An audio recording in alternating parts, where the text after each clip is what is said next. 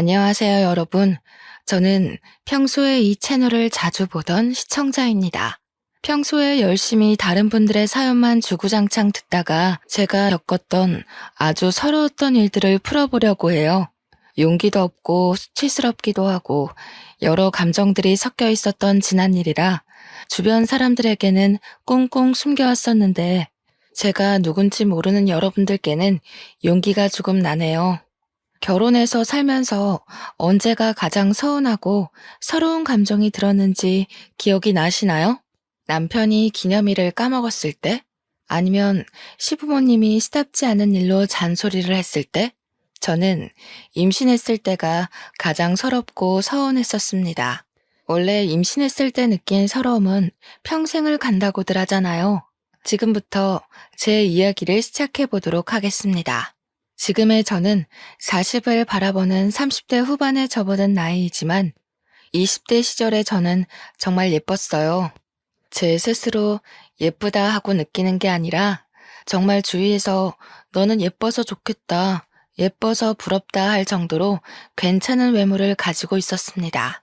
친구들이랑 술을 마시러 나간다거나 아니면 약속이 있어서 밖에 나가면 꼭 번호를 물어보는 남자들이 한둘은 있을 정도로 화려하고 예쁜 외모를 가지고 있었습니다. 물론 지금도 크게 못나진 건 아니지만 확실히 젊음이라는 게 예쁨을 더 돋보이게 하는 것 같긴 하더라고요. 제가 20대 초중반에 신나게 연애도 즐기고 나가서 놀고 하다가 어느 날 문득 그 생활 자체가 너무 귀찮고 재미가 없더라고요. 그때 처음 저는 컴퓨터 게임이라는 것에 빠져들기 시작했어요.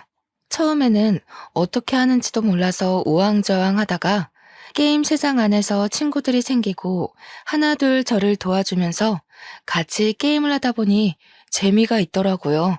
제 캐릭터의 레벨이 오르는 것도 재미가 있고 캐릭터의 장비가 맞춰질수록 점점 강해지는 것도 너무나도 재미있었습니다.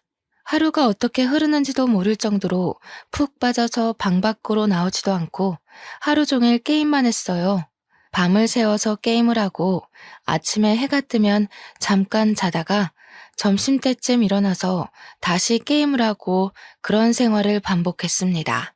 허구한 날 나가서 술 먹고 놀던 제가 밖에 나가지를 않고 방에 틀어박혀 있으니 부모님은 슬슬 걱정하기 시작하셨어요. 제가 무슨 일이라도 겪은 건 아닌지 은근히 제 눈치를 보시면서 물어보기도 하셨었어요. 하지만 제가 게임에 빠져서 그렇다고 솔직하게 이야기를 할 수도 없는 상황이긴 해서 대충 얼버무리고 방문을 잠그고 게임을 하기 시작했습니다. 제가 게임을 하면서 친해진 사람이 하나 있었는데 저보다 1살 많은 오빠였어요. 게임을 오래 했다고 하더니 정말 모르는 거 없이 척척 미션도 해주고 장비도 맞춰주고 저를 위해 돈까지 써가면서 제 캐릭터를 업그레이드 해주었습니다.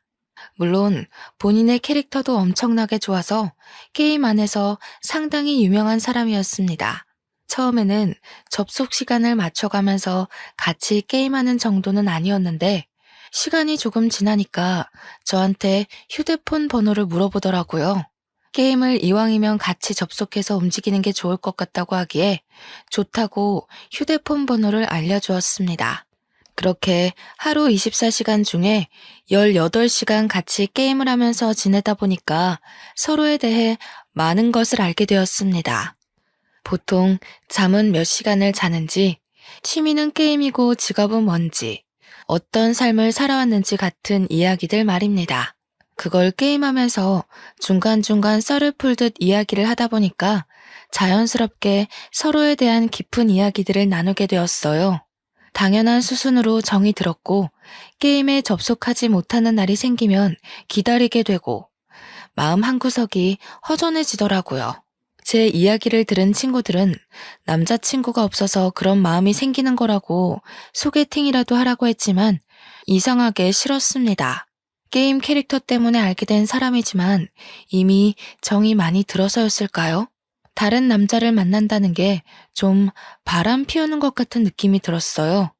한마디로 저는 게임 속 세상에서 알게 된 사람과 연애를 하고 있는 듯한 기분을 가지게 된 거죠.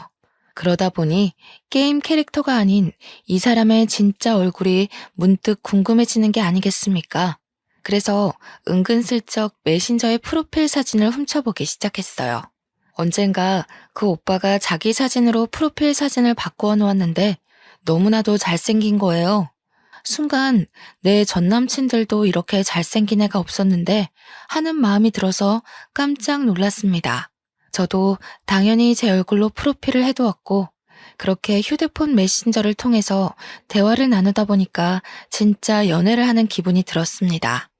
은근슬쩍 서로의 연애에 대해 질투하듯 이야기도 하고 언젠가부터는 게임보다 사생활에 대한 이야기를 더 많이 나누게 되더라고요.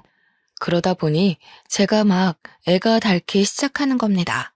딱 한 번만 실제로 만나보고 싶다. 그런 위험한 생각을 하게 되었어요.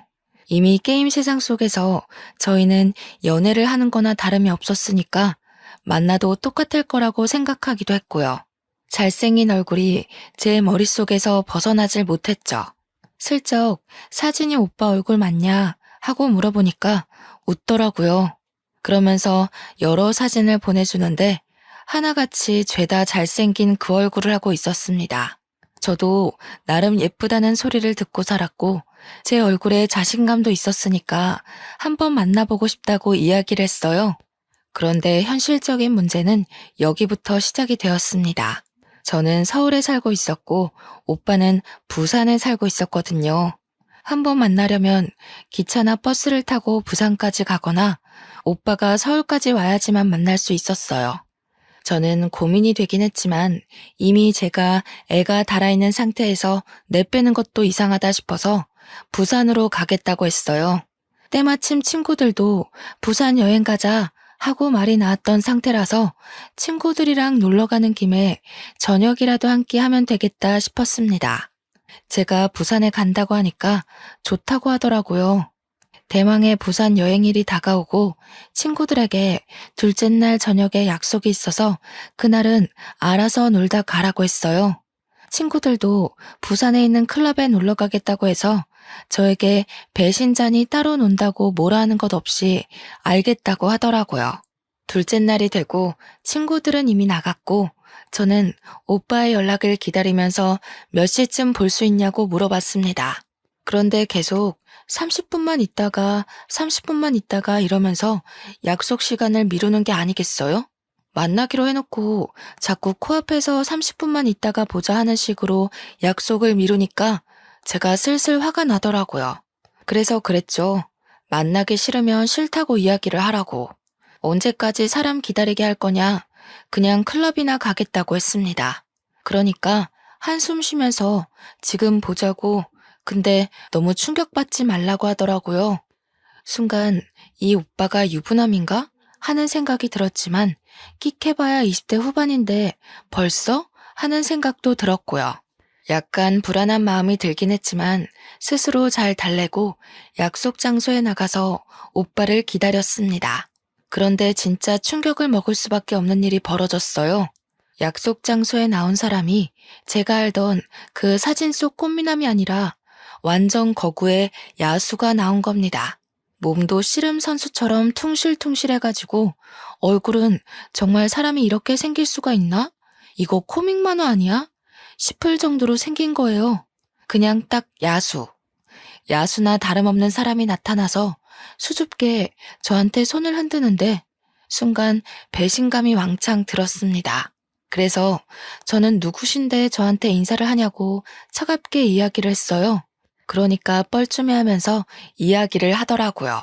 사실은 얼굴에 자신감이 없어서 친구 사진을 빌려다가 썼다고요. 저는 정말 깊은 배신감도 들고 얼굴이 못생겨도 너무 못생겨서 정이 한순간에 확 떨어지고 말았습니다. 그래도 일단 밥은 먹자고 약속은 해둔 탓에 어쩔 수 없이 마주 앉아서 밥을 먹는데 진짜 할 말이 없었습니다. 저를 언제까지 속일 작정이었는지 그동안 잘생겼다고 칭찬하는 저를 보면서 얼마나 비웃었을지 생각을 하니까 밥이 안 넘어갔어요. 그대로 헤어지기 시간이 좀 애매해서 2차로 조개구이 집에 가서 소주를 먹기로 했는데 뜨거운 새우구이를 일일이 까서 제 그릇 앞에다가 두더라고요.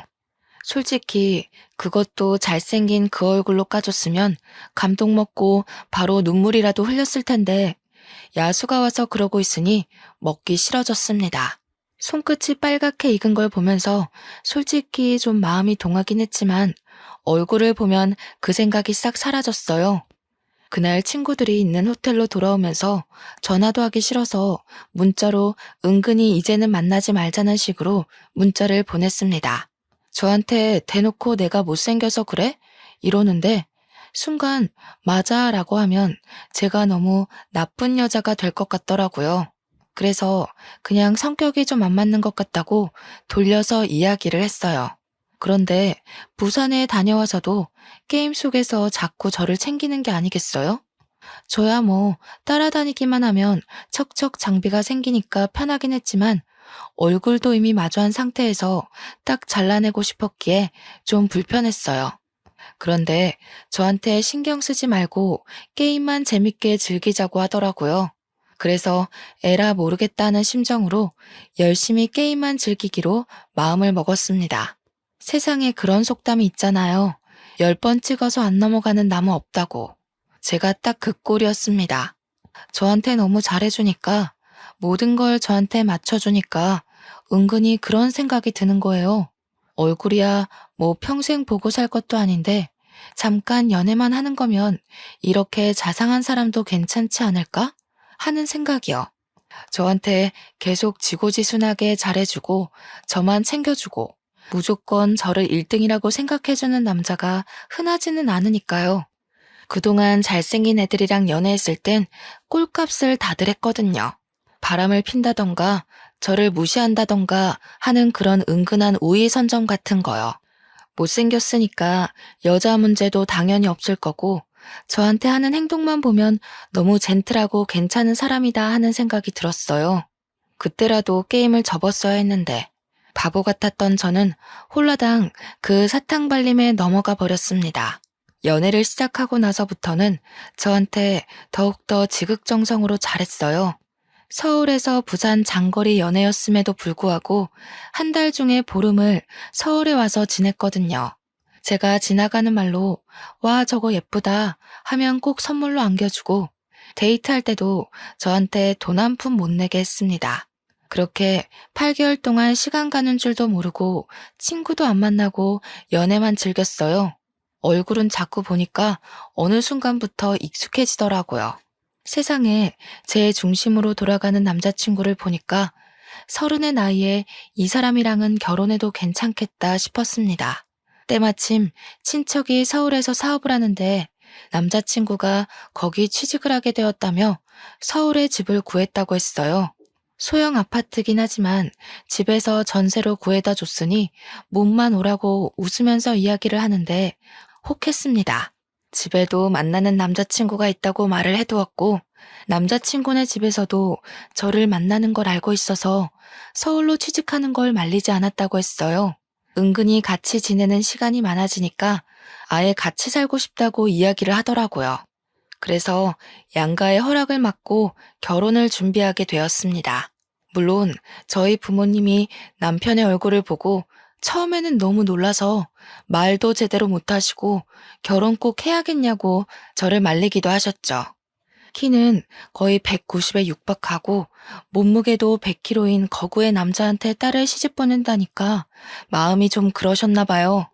그런데 남편이 저한테 하는 모습을 보고는 결혼해도 잘 살 것 같다면서 결국엔 허락을 해주셨어요. 상견례 자리를 마련했고 훈훈한 분위기에서 진행이 되었습니다. 경상도 집안에 누나가 둘이나 있는 남편의 가정 환경이 은근 걱정되긴 했는데 신우들이 정말 좋은 사람들이었어요. 저한테 막내를 데려가줘서 고맙다고 우리 막내 잘 챙겨주라며 제 손을 꼭 잡아올 때는 이게 시집살이인가 싶긴 했지만 오해였어요. 정말 순수한 마음에서 저에게 고맙다고 인사를 한 것이더라고요. 양가 분위기 훈훈하고 집 문제도 해결됐으니 식장만 잡아서 결혼하면 끝이다 싶었습니다. 결혼식도 일절 저에게 맞춰주시겠다고 돈만 주시겠다고 해서 완전 땡 잡았구나 싶었죠. 저한테 예물도 엄청 잘 챙겨주셨고요. 결혼식은 정말 축복의 끝이었어요. 미처 몰랐는데 남편네 집이 정말 대가족이었더라고요. 경사 났다고 온 가족이 출동해서 저한테 용돈도 다 챙겨주시고 결혼해서 너무 보기 좋다고 축하를 아끼지 않으셨습니다. 이게 바로 가족 내력인가 싶을 정도로 저를 너무 아껴주시는데 그래, 사람은 얼굴만 보고 판단해서는 안 된다 하는 생각이 들었죠. 너무나도 축하를 받은 탓인지 저는 결혼 3개월 만에 임신을 하게 되었습니다. 제가 평생을 다이어트를 하고 살던 사람이었거든요. 조금만 먹어도 바로 살이 오른 게 눈에 띄는 체질이었기에 저는 밥을 항상 칼로리 계산을 해가면서 먹었었어요. 그런데 임신을 하고 나니까 그 고삐가 풀리고 말았던 거죠. 아기가 먹고 싶어서 먹는 거야. 이게 다 영양분이 될 거야 하는 생각으로 밥을 생각 없이 먹다 보니까 살이 너무 찌는 거예요. 게다가 입덧도 먹덧으로 오는 바람에 하루 종일 입에 뭔가를 달고 있지 않으면 안 될 정도로 먹을 걸 찾아다녔어요. 처음에 남편이나 시부모님이나 정말 잘 먹어서 보기 좋다면서 그간 너무 말라서 애나 낳을 수 있을까 싶었는데 살 오르니까 보기 좋다고 해주셨어요. 그런데 제가 볼 때마다 살이 오르니까 남편도 시부모도 저한테 은근히 또 먹냐? 또 먹게? 이런 말을 하시더라고요. 사실 제가 만삭 때까지 거의 30kg가 쪘거든요. 다른 산모들은 12kg에서 15kg 정도로 살이 찐다고 요즘은 임신해서도 몸매 관리한다고들 하더라고요. 병원에서도 저한테 오죽하면 임신 당뇨가 올 것 같다면서 먹을 거를 좀 줄여야 한다고 했을 정도였습니다. 처음 살 오를 때 보기 좋다고 했던 시댁 식구들은 이제 저한테 그만 먹으라는 눈치를 줄 정도였고요. 시부가 좀 말을 막 하는 성격이시거든요. 저한테 왜 이렇게 처먹니? 하시는데 임산부한테 처먹냐는 말이 나오니 서럽더라고요. 제가 밥을 먹으려고 부엌에 가면 너 아까 과자 먹지 않았어? 또 밥을 먹게? 하면서 눈치를 주고 밥 먹고 나서 후식으로 과일이라도 먹으려고 하면 이게 다 당분인데 또 먹게? 하면서 남편이 자꾸 꼽을 주는 겁니다. 저한테 뭐라고까지 했는지 아세요? 볼 건 얼굴밖에 없었는데 너도 이제 한물 갔다. 이러는 게 아니겠어요. 시부는 제가 시부 생신 때 무거운 몸을 이끌고 축하드리겠다고 부산까지 갔는데 걷는 게 뒤뚱뒤뚱 하다면서 하마 같다고 놀리시는 거예요. 순간 수치심에 눈물이 핑 돌고 자존심 상해서 울고 싶지는 않고 남편은 진짜 숨 넘어가게 웃고 미친놈인 줄 알았어요. 제가 아무 말도 못하고 있자 작은 신우가 대신 화를 내주었어요. 그러자 시부가 콧방귀를 뀌면서 가족끼리는 그럴 수도 있지 않냐 이러는 게 불편하냐고 저한테 계속 대답해 보라고 하셨어요. 그래서 저도 용기 내서 말했죠. 좀 불편합니다 하고요. 그러니까 시부가 막 얼굴이 시뻘개져서는 노발대발 하시더니 하나뿐인 며느리가 이쁨 받을 줄도 모르는 애라면서 화를 내시더라고요. 아니 언제는 솔직하게 말하래서 솔직하게 말한 것뿐인데 진짜 시무는 그런 제가 마음에 걸렸는지 살쪄도 너무너무 예쁘니까 더 먹으라고 반찬 밀어주시고 시누이들도 제 편을 들어줬어요. 임신했을 때 살아온 기억이 얼마나 오래 가는지 아냐면서 임신했을 때 잘 먹어야지 하고 남편한테 눈치도 팍팍 주시고요. 그랬더니 남편 놈이 제가 먹을 걸 다 먹어서 자기가 살이 빠지고 있다는 말도 안 되는 소리를 하더라고요. 100kg였던 남편. 살이 더 쪘으면 쪘지 절대로 두 자릿수 내려온 적이 없었거든요. 오히려 살을 빼야 하는 수준인데 그런 식으로 이야기를 하니까 너무 기분이 나쁜 거예요. 살이 1kg라도 빠져서 99kg만 됐어도 제가 그냥 무시해야지 했을 텐데 저 만나고 단 한 번도 두 자릿수가 된 적이 없었던 사람이었거든요. 제가 기분이 너무너무 나빠서 서울에 돌아오면서 나 앞으로는 몸 무거워서 부산에 못 가겠다. 너무 힘들다 했어요.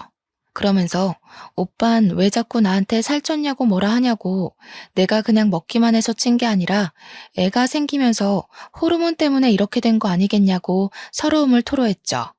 남편이 저를 한번 힐끗 보더니 다른 산모들은 죄다 10kg에서 조금 더 찐다는데 너는 무슨 새쌍둥이 가진 사람처럼 쪘잖아 하는 거예요.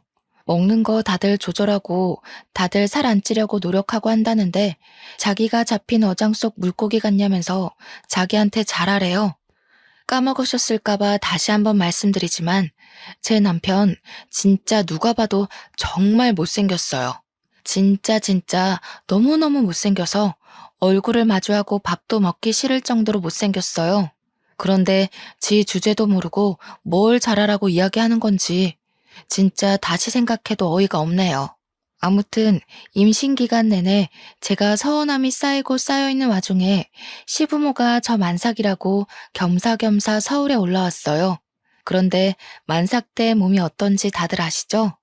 조금만 걸어도 다리가 퉁퉁 붓고 몸이 무겁고 허리가 당기고 어깨도 아프고 오래 걷는 게 힘들고 지치고 숨만 쉬어도 죽겠는 몸을 하고 있는데 시부가 자기 쇼핑을 좀 시켜달라고 하는 겁니다. 부산에도 번쩍한 백화점이 많은데 굳이 서울에 와서 쇼핑을 하겠다는 이유가 뭐겠어요? 저한테 돈 내달라 이 말이 하고 싶은 거였겠죠. 우리 아기 옷은 한 번도 사준 적이 없으면서 저 끌고 백화점 가가지고는 빨리 걷지도 못한다고 궁시렁거리면서 이거 사달라 저거 사달라 하는데 진짜 난리더라고요. 제가 없는 돈으로 전전긍긍하면서 쇼핑을 시켜드리니까 시무가 보다 못해서 시부를 말렸어요. 얘네 이제 곧 애기 태어나면 들어갈 돈도 많은데 왜 자꾸 돈 쓰게 시키냐고. 시부한테 한마디 하니까 백화점 한복판에서 시부가 저를 확 째려보는 겁니다. 그러더니 야, 내가 며느리한테 이것도 못 받냐? 이게 1,000만 원짜리도 아닌데 왜 그래? 하시는데 주위 사람들 다 쳐다보고 저보고 그 정도 능력도 없냐고 남편이 벌어다 준 돈 어디다 다 쓰고 왔냐고 하시는 거예요. 누가 들으면 남편이 정말 월급 1,000만 원쯤은 턱턱 가져다 주는 사람인 것 같지 않나요? 우리 남편 친척네 사업체에서 낙하산으로 겨우 들어가 일하면서 월급 300만 원 받아오는 처지인데요. 제가 건물을 가지고 있는 것도 아니고 만삭 임산부가 돈이 있어봐야 얼마나 있겠어요. 서운한 건 둘째치고 백화점 한복판에서 저러니까 너무 속상하고 부끄러웠어요. 그렇게 출산일이 다가오고 진통이 생각보다 빨리 와서 바로 출산 준비를 했어요. 첫 출산은 오래 걸린다더니 정말 하루를 꼬박 앓고 아이를 건강하게 무탈하게 출산했습니다. 우리 부모님 한달음에 달려오셔서 제 몸부터 살펴봐 주시고 저한테 잘했다, 고생했다 하시면서 눈물을 흘리셨어요. 그러는 동안 저희 남편은 뭐하고 있었는지 아세요? 뒤에 소파를 떡하니 차지하고는 코 골면서 자고 있었습니다. 남편이 소파를 차지하는 바람에 부모님은 내내 앉을 자리 없이 서 있어야 하셨고요. 뒤늦게 오신 시부모님이 코 고는 남편 보고 헛기침을 하시더라고요. 저희 부모님 눈치가 보였는지 시모가 남편을 깨우려고 하니까 시부가 왜 깨우냐고 내버려두라고 하더라고요. 우리 부모님이 불편한 기색을 보이니까 좀 조용히 이야기하소. 우리 아들 깨요. 하는데 저 진짜 우라통이 터져가지고 혼났네요. 시모가 놀래서 여보 이러면서 우리 며느리가 고생했지 저놈이 한 게 뭐가 있냐고 당장 깨우라고 하는데 시부가 바깥일 하고 온 아들 불쌍하지도 않냐고 주말이라서 출근도 안 했고 밤새 게임하느라 저렇게 처자고 있는 건데도 말이죠. 우리 부모님도 뭐라 더 할 말이 없으신지 남편은 쳐다보지도 않으시고 저만 챙겨주셨어요. 시부는 아나무인처럼 아들 편들고 시모만 가운데서 계속 제 눈치 보랴 친정 부모님 눈치 보랴 바쁘셨어요. 조리원에 가서도 남편은 완전 무신경의 극치였습니다. 가서도 내내 휴대폰 보느라 애가 모유 수유를 하러 방으로 올라왔는데도 신경도 안 쓰더라고요. 게임이 아무리 즐거워도 자기 새끼가 태어나서 방에 올라오는데 눈길 한 번 안 줄 수가 있나요? 제가 신경질을 자꾸 내니까 자기도 짜증이 난 건지 뭔지 괜히 저한테 더 틱틱거리더라고요. 저한테 뭐라는 줄 아십니까? 제가 마사지를 받으러 가니까 저 대신 자기가 한 번만 받으면 안 되겠네요.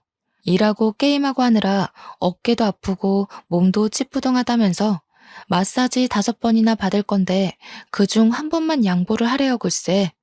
제가 너무 열이 받아서 너 그냥 집에 가라고 얼굴 보기도 싫으니까 그냥 집에 가서 너 하고 싶은 거 하고 있어라. 나 조리원에서 혼자 좀 쉬자 했습니다. 보통은 그렇게 이야기하면 아, 내가 잘못했어. 이 말이 먼저 나와야 하는 거 아닌가요? 그러니까 바로 오, 그래? 하고 짐 싸서 집으로 가버리는 거예요. 오죽하면 조리원 동기들이 제가 미혼모인 줄 알고 처음에 말 걸기가 좀 그랬대요. 혹시라도 눈치 없이 남편 이야기라도 하게 되면 제가 눈치 볼 줄 알았다는 거였죠. 근데 남편이 없으니까 또 나름대로 편하더라고요. 먹는 걸로 눈치 주는 사람도 없고 옆에서 내내 게임하다가 코 골며 잠드는 인간 없으니 속이 시원했어요. 2주일 동안 푹 쉬고 애랑 같이 집으로 돌아오고 나서부터 진짜 전쟁이 시작되었습니다.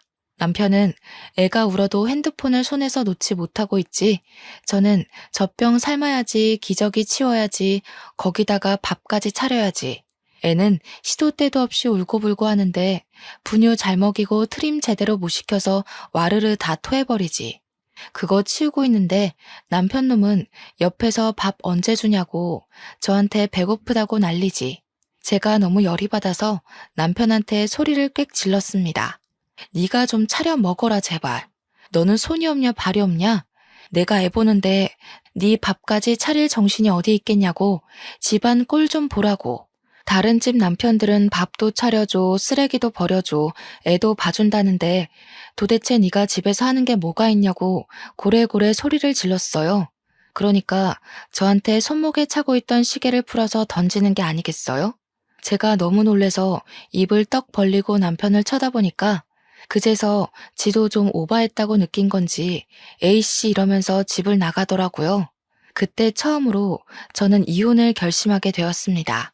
고작 1년 2개월 만에 이혼을 결심했으니 제가 얼마나 고통스러웠을지 짐작이 가시나요? 그날 이후로 저는 남편하고 말도 섞지 않고 제가 할 일만 최소한으로 하고 애만 봤어요. 그랬더니 남편이 슬슬 제 눈치를 보면서 저한테 화풀납시고 말을 슬쩍 거는데 저보고 뭐라는 줄 아세요? 저 때문에 화가 나서 시계를 던지는 바람에 고장이 났으니 좋은 시계 하나 사주면서 화해하자는 성의를 보이래요. 이게 말인지 방귀인지 제가 목 끝까지 욕이 차올라서 남편한테 미친놈이냐고 한마디 하고는 쭉 무시했네요. 그렇게 아이 100일 잔치가 다가오고 저는 대충 100일 잔치 상차림을 인터넷으로 주문해서 그런데 시부모님이 아이 100일이라고 서울에 오신 겁니다. 시부가 조촐하게 차린 상을 보고 차린 게 없다면서 궁시렁거리는 거예요. 꾸역꾸역 애기 보고 싶다고 100일상은 제대로 안 할 거라고 이야기했는데도 서울까지 와놓고 저한테 차린 게 없다면서 면박을 주니 할 말이 없더라고요. 저한테 갈비찜 정도는 해놨어야 하는 거 아니냐고 저녁상은 뭘 차려줄 거냐길래 남편을 쳐다봤습니다. 애기 보느라 정신도 없는 와중에 남편은 멀뚱히 서 있기만 하니까 제가 열이 받아서 남편 보고 야, 밥이나 차려라 하니까 남편이 내가 왜? 이러더라고요. 그래서 네가 애기 볼 거냐? 아니면 배달이라도 시키라고 신경질 내면서 이야기하니까 시부가 씩씩거리면서 또 뭐라 하는 거예요. 어디 시부모가 왔는데 배달 음식을 시키냐고 미리미리 전날부터 준비했으면 될 거 아니냐고 저한테 난리 법석을 떨더라고요. 그러니까 그제야 시모가 애 보느라 정신없을 텐데 미리미리 준비하고 말고가 어디 있냐고 나가서 사 먹자고 하셨어요. 그러니까 남편이 저한테 야, 너는 든든한 시모 있어서 좋겠다 이러는데 진짜 맘 같아서는 주둥이를 때리고 싶었습니다. 제가 얼마나 고생했냐면요. 애 돌날이 올 때까지 살이 20kg 이상이 빠졌어요. 운동을 한 것도 아니고 먹는 걸 줄인 것도 아닌데도 살이 쭉쭉 빠지더라고요. 스트레스 받고 잠도 못 자고 지쳐서 빠진 살이었습니다. 피가 마르는 고통을 참아내느라 빠진 건데 속 편한 남편 새끼는 저한테 더 빼야겠다. 그래야 내가 사랑했던 모습이 나올 것 같아. 이딴 소리나 짓거리더라고요. 확실히 나이가 들어서 그런가 늙으니까 살이 빠져도 예전 얼굴은 안 나온다. 이러는데 지는 거울도 안 보나 봐요. 제가 살 빠지고 나서 편의점에 급하게 마실 거 사러 나갔다가 번호 따인 적도 있거든요. 지는 생긴 것도 못생긴 게 저러니까 너무 짜증났습니다. 결정적인 사건은 우리 부모님이 아기 본다고 집에 놀러를 오신 날이었습니다. 그날 제가 고생하는 걸 옆에서 지켜보시고는 밥까지 차리게 할 수 없다고 밖에 나가서 몸보신도 할 겸 소고기를 먹자고 하셨어요. 그러니까 핸드폰 게임만 하고 있던 남편놈이 갑자기 자기가 급한 일이 있어서 밖에 나가서 고기를 먹기가 좀 그렇다는 겁니다. 세상에 주말 저녁에 바쁜 일이 뭐가 있길래 저렇게 이야기를 하나 싶어서 제가 물어봤어요. 무슨 일이냐고요. 그러니까 저한테 쓱 오더니 게임하는 사람들끼리 뭐 사냥을 하기로 했다면서 밖에 나가서는 게임을 못하니까 안 된다는 겁니다. 제가 너무 어이가 없어서 남편 보고 너 하나 빠진다고 큰일 나는 거 아니지 않냐고 우리 부모님까지 오셨는데 이게 무슨 태도냐고 했죠. 남편이 한숨 푹 쉬면서 네가 이 게임을 몰라서 그렇지 사냥 한 번 하면 장비가 얼마나 대단한 게 나오는지 아냐고 저를 무슨 멍청이 취급을 하는 거예요. 아이템 필요한 걸 모으기도 해야 되고 팔면 다 돈이 되는 거라면서 못 가겠대요. 그랬더니 우리 부모님한테 그냥 집에서 라면이나 끓여 드시죠? 이러는 게 아니겠어요? 우리 부모님이 기가 막혀서 그게 무슨 소리냐고 그럼 자네는 집에 있으라고 우리 딸 데리고 소고기 먹고 오겠다면서 저보고 나가자고 하셨습니다. 그랬더니 남편이 그러면 자기가 양보할 테니 소고기 좀 싸와서 집에 와서 구워달래요. 진짜 미친놈 맞죠? 제가 빡쳐서 대꾸도 안 하고 부모님 모시고 나와버렸어요. 제 표정이 너무 안 좋고 그러니까 부모님도 한숨만 쉬시고 제 눈치만 보시더라고요. 아기 보러 온 좋은 날인데 이런 꼴만 보여드려서 저도 진짜 속상했습니다. 아빠도 화가 잔뜩 나셨는지 입을 꾹 다무시고 있는데 나중에는 저도 눈치가 보이더라고요. 엄마가 저한테 평소에 도대체 어찌하고 사는 거냐고 한마디 딱 하시는데 그때부터 눈물이 막 쉴 새 없이 떨어지는 거예요. 정말 예쁘다고 어딜 가도 빠지지 않던 딸인데 이런 취급받으면서 사니까 부모님 속은 어떻겠어요? 그동안 서러웠던 일, 무시당했던 일, 짜증났던 일 모든 게 한꺼번에 휘몰아치면서 눈물이 뚝뚝 떨어지는데 아빠가 저한테 이혼하고 싶냐고 한마디 툭 던지시더라고요. 우리 아빠가 평소에 엄청 가부장적이고 저를 엄하게 키우셨었거든요. 그래서 제가 아빠 말에는 무조건 복종하고 또 아빠 무서워서 제가 뭘 어떻게 하고 싶다 이런 이야기를 잘 못했었어요. 그런데 먼저 이혼 이야기를 꺼내주시니까 갑자기 속에서 울컥하고 다 터져 나온 거예요. 아빠 무서워서 말 못하고 있었는데 먼저 이렇게 속 시원하게 긁어주시니까 저도 막 입이 터진 거죠.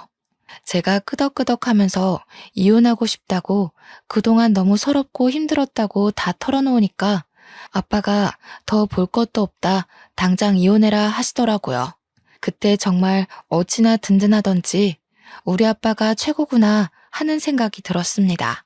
그렇게 든든한 아군을 얻어내고 집에 홀가분하게 딱 들어왔는데 남편이 게임하다가 저를 쓱 보면서 야, 소고기는? 이러는 게 아니겠어요? 그걸 내가 왜 포장해 오냐고 가서 구워 먹는 거면 몰라도 찌질하게 포장해서 집에 와서 구워 먹는 게 뭐냐고 한마디 했죠. 지가 먹고 싶었으면 따라가서 먹어야지 게임 때문에 포기해놓고 양손에 떡 쥐려는 심보가 고약했어요. 그러니까 저한테 그깟 소고기 포장해오는 게 뭐가 힘든 일이냐면서 네 입만 입이냐고 혼자 살찌울 때 알아봤다고 하는 거예요. 일부러 상처 주려고 그러는 사람처럼 혼자 처먹고 오니까 좋냐? 이러는데 진짜 뚫린 주둥이라고 저걸 말이라고 뱉나 싶고 저도 참지 않았습니다. 야, 니는 라면 먹는다며. 우리 엄마 아빠한테도 라면 타령하더니 내가 소고기 먹고 온 게 그렇게나 꼽냐? 그러면 네가 게임 포기하고 따라왔어야지. 집에서 편하게 게임하다가 나한테 소고기를 내놓으라고? 내가 같이 가면 나보고 결제하라고 할 텐데 내가 돈이 어딨어? 내 덕에 네가 공짜로 든든하게 먹었다는 생각은 안 하냐? 이 배려 넘치는 남편의 마음도 몰라주고 너는 빈손으로 오고 싶어? 내가 눈치껏 빠져줬으면 포장이라도 해왔어야지. 그걸 안 해와? 나쁜 년. 당신 지금 나한테 년이라고 그랬어? 년? 그리고 공짜? 우리 부모님 돈은 돈도 아니다 이거야? 시부모님 오실 때마다 내가 돈 가지고 너한테 뭐라고 한 적 있어? 야, 왜 나한테 예민하게 굴고 그래? 네가 예민하게 만들잖아.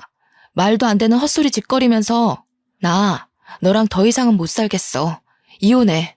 그랬더니 저한테 이혼이 무슨 애들 장난이냐면서 핸드폰 게임을 하더라고요. 저는 진짜 고민 끝에 겨우겨우 뱉은 말인데 장난 취급하면서 제 말을 집중도 안 하고 게임에만 집중하는 걸 보니까 너무 열받았습니다. 마음 같아서는 냅다 아파트 밖으로 휴대폰을 던지고 싶은 심정이었어요. 너는 끝까지 게임. 아주 게임밖에 눈에 안 들어오지? 장난은 네가 하는 행동이 장난 같아 보인다 아주. 됐고 이혼할 거니까 그런 줄 알아. 네가 못하겠다고 버팅기면 소송이라도 할 테니까 그런 줄 알으라고. 제가 씩씩거리면서 이야기를 하니까 남편이 막 피식피식 웃는 거예요. 그러더니 저한테 그래, 네가 해달라는 대로 해줄게. 우리 그냥 이혼하자 하더라고요. 저는 이 새끼가 뭘 잘못 먹었나 싶었지만 이게 웬 떡이냐 하는 생각이 들어서 당장 하자고 알겠다고 했습니다. 그러니까 저한테 아주 뭔가 꽁꽁 숨겨뒀다는 말투로 나중에 후회나 하지 말고 뱉은 말이나 잘 지키라는 거 아니겠어요? 제가 그동안 어떤 서름을 견디고 살았는지는 하나도 생각하지 않는 말투로 후회를 짓거리더라고요. 그래서 저도 그냥 강하게 나갔죠.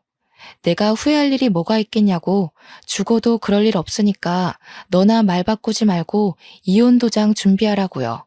남편이 막 웃음을 못 참겠다는 표정을 짓는데 너무 얄밉고 못생겨서 꼴도 보기 싫었습니다. 그러면서 후회할 텐데 내가 아주 떼부자가 될 예정이거든 이러는 게 아니겠어요? 제가 아무 소리 안 하고 그냥 빤히 쳐다보니까 아주 신이 나서 술술 불더라고요.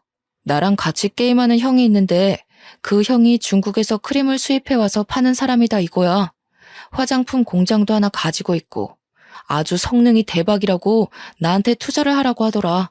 그 크림이 뭐냐면 지금 품절 대란으로 구할 수도 없는 마사지 크림인데 그걸 바르면 미백도 되고 주름도 펴지고 뭉친 데 발라서 마사지를 하면 근육도 풀리고 모공도 없어지는 그런 크림 아니겠어? 이런 좋은 아이템이 있으면 바로 투자를 해야지.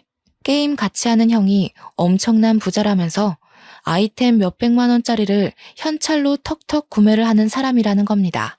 알고 보니 마사지 크림을 수입해와서 팔고 하는 사람이라 그걸로 돈을 벌었다면서 남편한테 아무도 공동 투자 안 시켜줬는데 게임 같이 한 정이 있으니 자리 하나 주겠다고 했대요.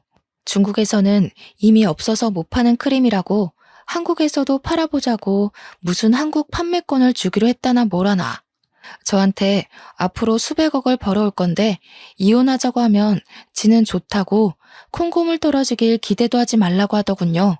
투자를 한 건 그렇다 치고 네가 무슨 돈이 있어서 그런데 투자를 했냐고 하니까 시부랑 같이 대출을 받아서 했다는 겁니다. 저는 그것도 졸도하는 줄 알았어요. 저한테는 이런 방구 말도 없이 갑자기 대출을 받아서 투자를 했다는 게 말이 안 되잖아요. 진짜 부부를 뭐라고 생각하는 건지 너무 어이가 없고 화가 나서 아무 말도 못 하겠더라고요. 그런 저를 보고 남편은 마치 돈 때문에 제가 이혼하자는 이야기한 걸 후회하는 사람인 것 마냥 취급을 하는 겁니다. 뭐 자기가 돈을 수백억을 벌면 애 생각해서 1억 정도는 주겠다고 하면서 저를 약올리는데 화장품에 대해서 조금 아시는 분들이라면 다들 눈치채지 않으셨나요? 세상에 저런 크림이 있으면 홈쇼핑이며 방송이며 난리가 났겠죠. 미백도 되고 모공도 줄고 주름도 펴지고 거기다가 근육까지 풀리는 마사지 크림이 세상 어디에 있단 말입니까? 중국에서 수천억 원의 가치를 인정받아서 자기는 이제 돈방석에 앉을 거라고 꿈에 부풀어 있는데 어디 끝까지 해봐라 싶었습니다. 저한테 이혼할 거면 빨리 하자고 난리를 치더군요. 재산 분할이니 뭐니 더러운 거 싫다면서 이 아파트 반으로 뚝 떼서 줄 테니까 이혼만 빨리 하재요. 자기는 더 젊고 어린 여자 만나서 세장가 갈 거라면서 애도 저보고 키우라는 게 아니겠습니까? 저한테는 완전 고마운 일이었죠. 아파트를 반으로 뚝 떼서 준다고 하니까요. 세상에 저런 크림이 존재하지도 않다는 건 모르고 100% 사기 맞은 건데도 저는 일부러 안 알려줬습니다. 시무랑 신우들은 알고 있을지 모르겠지만 어차피 이혼하기로 마음먹었는데 제가 굳이 지금 말해줄 필요가 있겠어요? 입 싹 씻고 하루빨리 정리하자고 아파트 반 떼어주기로 한 거 까먹지나 말라고 했습니다. 남편은 무슨 강남에 있는 펜트하우스에 이사갈 꿈에 부풀어서 당장 집부터 정리하자고 해서 저희는 이혼 도장 찍고 아파트도 정리하기로 했어요. 저한테 아무리 잘 돼도 1억 이상은 안 줄 거라고 엄포를 놓길래 딴소리나 하지 말라고 했습니다. 애가 있어서 협의 이혼도 3개월이나 걸리더라고요. 그 3개월 동안 저희는 아파트도 정리했고 남편은 오른 시세까지 쳐서 반을 뚝 저에게 떼주었습니다. 나중에 울고불고 다 늙어서 후회나 하지 말라고 애 핑계대고 돌아온다 해도 안 받아줄 거라고 저한테 신나서 이야기하더라고요. 3개월이 훌쩍 넘는 시간 동안 그 사기꾼이 남편한테 뭐라고 핑계를 댔는지는 모르겠지만 일주일만 기다리면 돈 들어올 거다 하면서 버티더라고요. 수익이 쉽게 들어오겠냐, 한 방에 주겠다, 제품이 곧 도착한다, 이런 식으로 남편을 깨어냈더라고요. 저는 강 건너 불구경한 셈이죠. 이혼하고서는 저는 빠르게 안정을 찾아가기 시작했어요. 꼴도 보기 싫은 인간이랑 떨어지니 세상 여유가 생기더군요. 친정에서도 아이 봐주는 걸 도와주시고 저는 6개월 만에 취업이라는 걸 할 수 있게 되었습니다. 뭐 대단한 회사는 아니지만 그래도 제 날짜에 월급이 따박따박 나오는 곳이었어요. 저도 이제 혼자 아이를 키우려면 경제적인 독립이 필요하긴 했으니까 내 평생 직장이다 생각하고 다니기로 마음먹었죠. 그렇게 시간이 흐르고 흘러서 전 남편의 소식을 전해 듣게 되었습니다. 사기꾼은 제가 취업을 할 시기쯤에 결국 잠수를 타버렸다고 했습니다. 남편이랑 시부는 대출을 1, 2천 받은 게 아니라 둘이 합쳐서 1억을 좀 넘기는 금액을 받았다 했어요.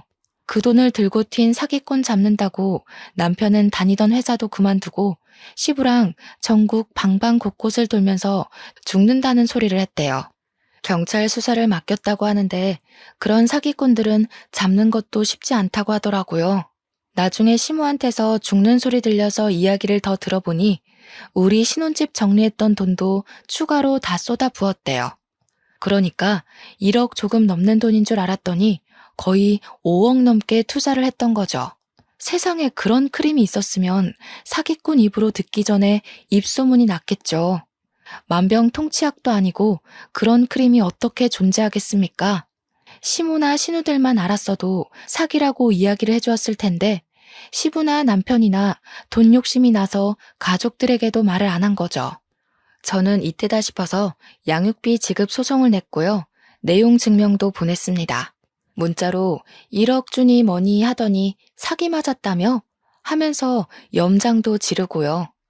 남편은 집에서도 죽일 놈이 됐는지 저한테 새벽에 문자로 자니? 하고 뜬금없이 보내더라고요. 차단하니까 다른 번호로도 연락 오는데 다 차단하니까 계좌에 이런 식 보내면서 사랑했다, 보고 싶다, 다시 만나주라 연병을 하더군요. 그것도 스토커 처벌법으로 처벌이 되더라고요. 그래서 경찰 신고하고 조사받게 해주었습니다. 접근금지 신청하고 양육비나 지급하라고 매달 소장 보내고 있고요. 저는 스트레스도 사라지고 일하면서 바쁘게 지내니 예전 몸매로 돌아오더라고요. 살도 빠지고 활력 있게 사니까 주위에서 소개팅 시켜준다부터 시작해서 번호를 따가는 사람들도 있고 대시하는 사람들도 있어요. 그치만 남자라면 이제 치가 떨려서 아이랑 둘이 행복하게 살 예정이랍니다. 저의 홀로서기를 응원해주시면 감사하겠습니다. 긴 사연 읽어주신 여러분, 감사합니다.